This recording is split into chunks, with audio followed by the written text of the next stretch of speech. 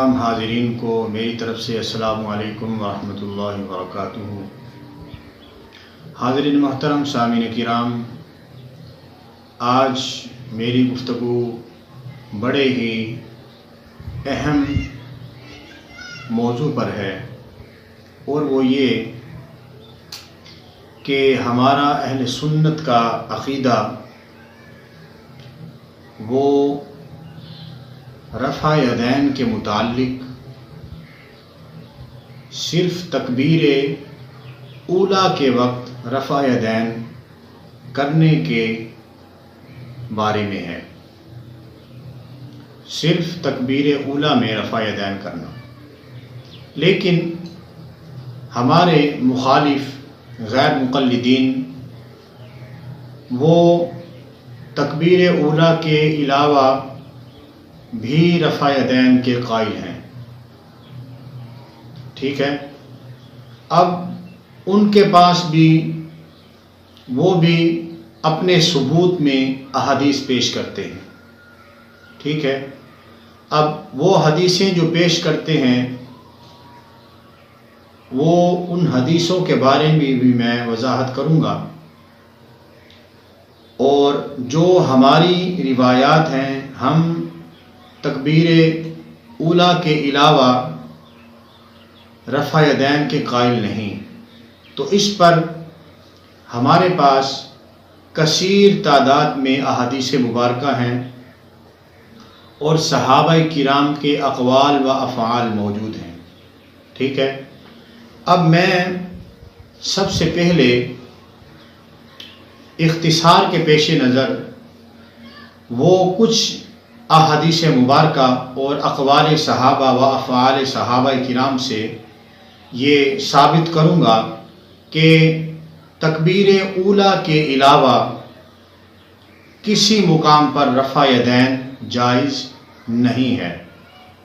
رفع یدین کہتے ہیں ہاتھ اٹھانے کو، کہ صرف تکبیر اولیٰ میں کانوں تک ہاتھ اٹھانے ہیں، اور اس کے علاوہ رکوع میں جاتے وقت یا اٹھتے وقت یا 2 رکعتوں کے بعد اٹھتے وقت رفع یدین تکبیر کے ساتھ نہیں کہیں گے۔ اب اس پر میں نمونے کے طور پر چند ایک روایات آپ کی گوش گزار کر دیتا ہوں۔ سب سے پہلے دارقطنی جلد نمبر 1، اور یہ روایت ابو داؤد شریف میں بھی ہے، شرح معانی الآثار میں بھی ہے، جس کے راوی حضرت برا بن عازب رضی اللہ تعالی عنہ ہیں۔ حضرت برا بن عازب وہ روایت کرتے ہیں کہ رسول اللہ صلی اللہ علیہ وآلہ وسلم جب نماز شروع فرماتے تو پہلی مرتبہ اپنے کانوں تک ہاتھوں کو اٹھاتے، رفع یدین کے لیے پہلی مرتبہ اپنے کانوں کو ہاتھ اپنے کانوں تک اٹھاتے، پھر اس کے بعد ہاتھ نہیں اٹھاتے تھے۔ اب یہ روایت ابو داؤد شریف میں شرح معانی الآثار میں موجود ہے۔ اسی طریقے سے دارقطنی جلد نمبر 1، حضرت عبداللہ بن مسعود رضی اللہ تعالی عنہ فرماتے ہیں کہ میں نے رسول اللہ صلی اللہ علیہ وآلہ وسلم اور حضرت سیدنا صدیق اکبر اور حضرت سیدنا عمر فاروق کے ساتھ نماز ادا کی، تو ان سب نے پہلی رکعت کے علاوہ کہیں بھی رفع یدین نہیں کیا۔ پہلی رکعت میں تکبیر اولیٰ کے علاوہ کہیں بھی رفع یدین نہیں کیا۔ اس کے علاوہ اب آگے چلیے، نسائی شریف میں حضرت عبداللہ بن مسعود رضی اللہ تعالی عنہ نے فرمایا، کیا میں تم کو رسول اللہ صلی اللہ علیہ وسلم کی نماز کے بارے میں نہ بتاؤں، نہ خبر دوں، نہ بتاؤں؟ پھر آپ یہ کہہ کر کھڑے ہو گئے اور رفع یدین کیا، پھر دوبارہ رفع یدین نہیں کیا۔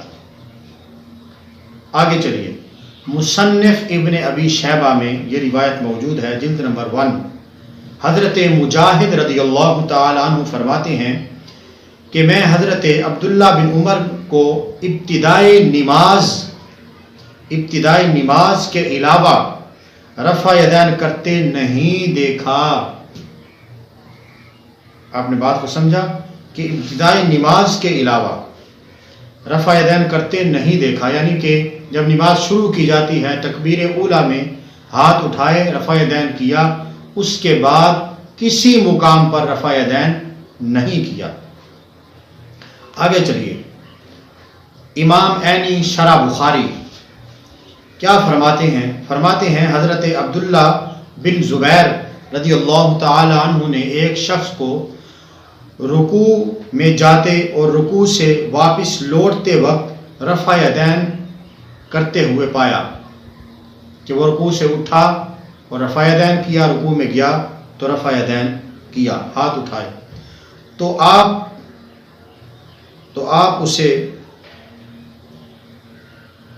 آپ نے اسے فرمایا کہ بھائی رفع یدین نہ کرو، منع کیا رفع یدین نہ کرو، کیوں کہ یہ ایسا فعل ہے کہ جیسے رسول اللہ صلی اللہ علیہ وسلم نے پہلے کیا پھر چھوڑ دیا۔ آپ نے فرمایا اس سے یہ ایسا فعل ہے کہ آقا نے پہلے کیا تھا پھر بعد میں اسے ترک فرما دیا، چھوڑ دیا۔ علامہ عینی شرح بخاری میں فرماتے ہیں۔ اچھا آگے چلیے، یہ روایت مجمع الجواہر جلد نمبر 3 اور مصنف ابن ابی شیبہ میں بھی جلد نمبر 1 میں موجود ہے۔ حضرت ابن عباس رضی اللہ تعالی عنہ سے مروی ہے کہ بے شک نبی کریم صلی اللہ علیہ وآلہ وسلم نے فرمایا کہ رفع یدین صرف 7 مقامات پر ہے، بس 7 مقامات پر رفع یدین ہے، ہاتھ اٹھانا۔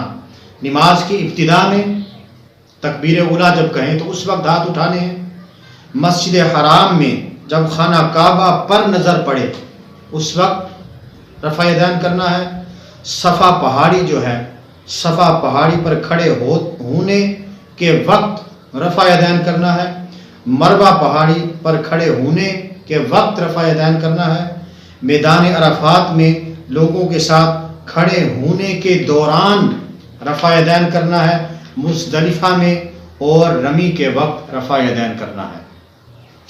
ٹھیک ہے، یہ روایت مصنف ابن ابی شیبہ میں جلد نمبر 1 میں اسے روایت کیا اور مجمع الجواہر جلد نمبر 3 میں یہ روایت موجود ہے۔ اب آگے چلیے، تو الغرض یارو میں نے چند ایک آپ کے سامنے روایات رکھی، اقوال صحابہ کو رکھا، تو اب یہ بات واضح ہو گئی کہ صرف تکبیر اولیٰ میں رفع یدین کیا جائے گا، اس کے علاوہ کسی مقامات پر رفع یدین نہیں کیا جائے گا۔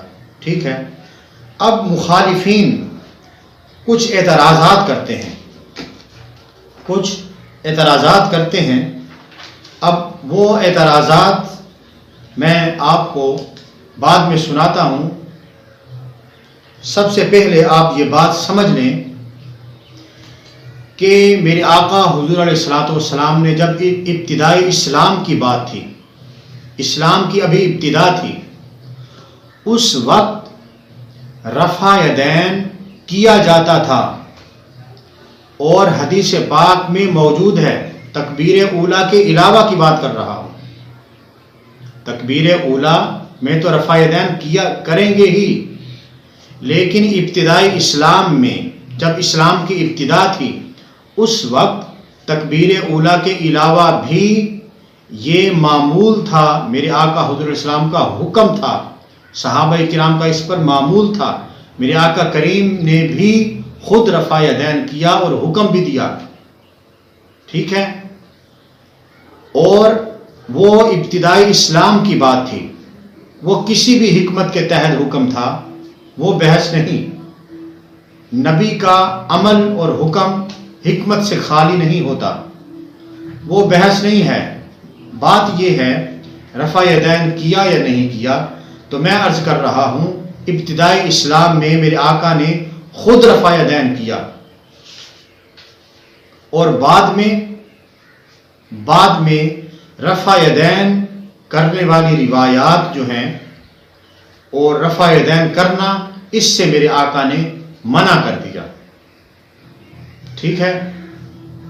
اب مخالفین کچھ روایات پیش کرتے ہیں اور کہتے ہیں، سب سے پہلے وہ روایت پیش کرتے ہیں کہ بخاری شریف میں ہے جی کہ بخاری شریف میں حضرت نافع سے روایت کی، حضرت عبداللہ بن عمر جب نماز میں داخل ہوتے تو تکبیر کہتے اور رفع یدین کرتے، اور جب سمیع اللہ لمن حمیدہ کہتے جب بھی رفع یدین کرتے، سمیع اللہ رکوع سے اٹھتے، اور جب 2 رکعتوں سے کھڑے ہوتے تب بھی دونوں ہاتھ اٹھاتے تھے، اور اس فعل کو وہ آپ صلی اللہ علیہ وسلم کی طرف منسوب کرتے ہیں. ٹھیک ہے. مخالفین کہتے ہیں کہ بھئی حضرت عبداللہ بن عمر بوقت رکوع بھی رفع یدین کرتے تھے، لہذا ثابت ہوا کہ رفع یدین سنت صحابہ ہے.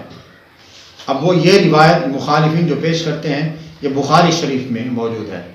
لیکن یارو مختصر جواب یہ ہے کہ موصوف نے یہ جو روایت پیش کی ہے اس کے راوی حضرت نافع سے روایت ہے، حضرت عبداللہ بن عمر جب نماز میں داخل ہوتے، یعنی کہ حضرت عبداللہ بن عمر کے 2 قول آ گئے. ایک قول جو میں نے پیچھے سنایا کہ انہوں نے یعنی کہ رفع یدین نہیں کیا.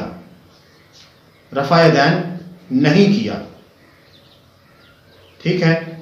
لیکن اب وہ مخالفین صحیح بخاری کے حوالے سے یہ روایت پیش کرتے ہیں، اور یہ عمل بھی یہ فعل بھی حضرت عبداللہ بن عمر کا ہے. ٹھیک ہے. اب حضرت عبداللہ بن عمر کے 2 فعل نقل ہوئے. ٹھیک ہے. ایک میں فرمایا کہ تکبیر اولیٰ کے علاوہ بھی انہوں نے رفع یدین کیا، اور ایک روایت ان کا ایک روایت یہ ہے کہ رفع یدین کے علاوہ تکبیر اولیٰ کے علاوہ رفع یدین کرنا جائز نہیں. یہ 2 فعل جو ہیں وہ اکٹھے ہوئے، دونوں فعل نقل ہوئے. اب بات یہ ہے جب 2 فعل اکٹھے ہوں اور ایک میں حکم ہو کرنے کا اور ایک میں نفی ہو تو پھر نفی کا قول جو ہے اس کو لیا جائے گا. ٹھیک ہے. ایک بات. دوسری بات یہ کہ یہ روایت جو ہے نا یہ اس وقت کی روایت ہے جب رفع یدین تکبیر اولیٰ کے علاوہ بھی جائز تھا. یہ اس وقت کی روایات ہیں. ٹھیک ہے. اور اب یہ روایات منسوخ ہو چکی ہیں. ٹھیک ہے. اب یہ روایات منسوخ ہو چکی ہیں، ان پر عمل نہیں کیا جائے گا. تو اسی طریقے سے وہ 1-2 اور روایات ایسے پیش کرتے ہیں. الغرض خلاصہ کلام یہ ہے جن روایات میں تکبیر اولیٰ کے علاوہ بھی رفع یدین کرنے کا حکم ہے وہ روایات ابتدائی اسلام کے وقت جب رفع یدین جائز تھا، میرے آقا نے کیا، صحابہ نے کیا اور اس پر معمول رہا، یہ اس وقت کی روایات ہیں. کیونکہ صحابہ کرام نے جب سنا تو اسے انہوں نے آگے نقل کیا، اور کچھ ایسے صحابہ کرام بھی تھے جنہوں نے ایک آدھ میرے آقا کے پیچھے کچھ چند دن نمازیں پڑھی اور پھر دور دراز دیہاتوں میں چلے جایا کرتے تھے، اور ان تک منسوخ روایات کا شرعی حکم نہیں پہنچا کہ اب آقا کریم کا نیا حکم آ گیا ہے، وہ نیا حکم ان تک نہیں پہنچا. ٹھیک ہے. اب وہ تو آگے یہی روایات آگے منتقل کرتے رہے، لیکن بعد میں میرے آقا نے رفع یدین تکبیر اولا کے علاوہ پہلے جائز تھا، پھر منع کر دیا، فرمایا اب تکبیر اولا کے علاوہ رفع یدین جائز نہیں ہے، منع کر دیا۔ اب وہ روایات تمام منسوخ ہو چکی ہیں جن میں تکبیر اولا کے علاوہ رفع یدین کرنے کا حکم ہے، اب اس پر عمل نہیں کیا جائے گا، ٹھیک ہے۔ بعض لوگ تو پھر سنت سمجھتے ہیں، رفع یدین کرنا تکبیر اولا کے علاوہ بھی سنت سمجھتے ہیں، تو بھائی اب بات یہ نہیں رہی، وہ روایات منسوخ ہو چکی ہیں، اب جو روایت نہیں ہے بعد میں میرے آقا نے حکم ارشاد فرمایا اب اس پر عمل کیا جائے گا۔ جس طرح سب سے پہلے ابتدائی اسلام میں قبرستان جانے سے منع کیا گیا تھا، لیکن جب اسلام طاقتور ہو گیا پھر نیا حکم آ گیا حکمت کے تحت، فرمایا پہلے منع کیا تھا اب قبرستان جایا کرو، اب وہ پیچھے والا حکم میرے آقا کا منسوخ ہو گیا، اب اس پر کوئی عمل نہیں کر سکتا، ٹھیک ہے۔ اور بار بار پھر نماز میں کثیر عمل کوئی کریں بار بار تو اس سے نماز جو ہے وہ درست نہیں ہوتی، اس سے وہ مکروہات کی طرف اشارہ ہوتا ہے۔ تو اسی طریقے سے یارو جب ہم بار بار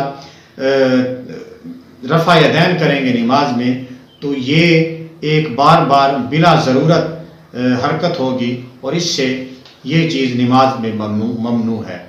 تو ہمارا اہل سنت کا یہی موقف ہے، اور وہ موقف بھی اقوال صحابہ اور افعال صحابہ اور کثیر احادیث مبارکہ کی روشنی میں ہے، ٹھیک ہے۔ اب مخالفین جب صحیح مسلم صحیح بخاری سے حدیثیں پیش کرتے ہیں، بھئی وہ منسوخ حدیث ہے، اب اس پر عمل نہیں کیا جائے گا۔ بس اللہ پاک غیر مقلدین کو سمجھنے کی توفیق عطا فرمائے اور ہم سب کو اس پر عمل کرنے کی توفیق عطا فرمائے۔ وما توفیقی الا باللہ۔